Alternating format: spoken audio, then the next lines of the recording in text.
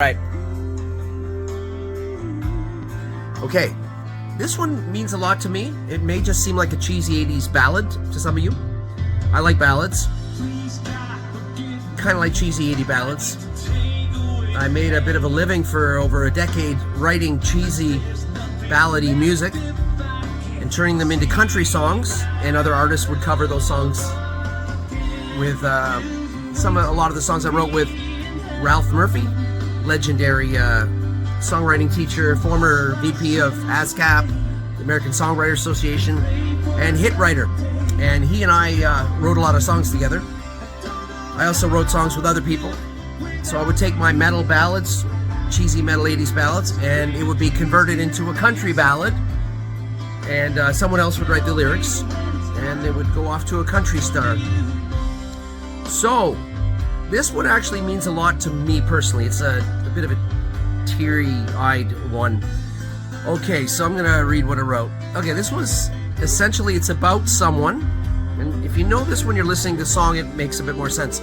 Someone who was living a bit of a rough life. So whether that's like a smoker, drinker, lawbreaker, you know, a rough type.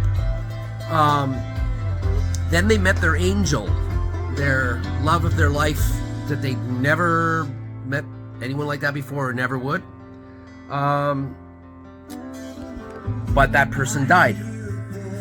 So here's a bit of George Michael vibe here. I love this 80s George Michael. Beautiful, Chandler. Take my hand and we can fly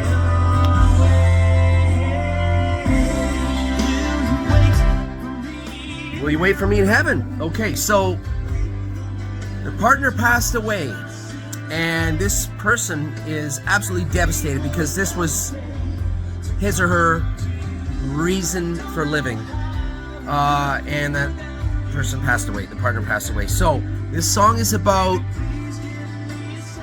contemplating suicide as the only way to possibly be with their loved one, but struggling to stay alive, but questioning. Amazing, Chandler. So struggle to stay alive when all they really want to do is die in hopes they can be with their loved one. Then they realize maybe in some religions, maybe if you commit suicide, you don't get through the gates of heaven, or whatever it is that your religion says. And remember, this person's probably not religious. They're just grasping at anything they can to think of hope, to seeing their loved one again. So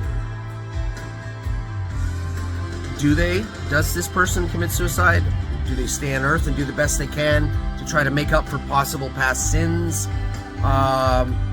Do they meet up with their loved one only in their dreams? Live life to the fullest while they're here on Earth? Or do they end it in hopes of reuniting with that loved one? Okay, that was pretty long-winded, but if you listen to the song, you can see the emotion and the sadness in there. So it's a true love song.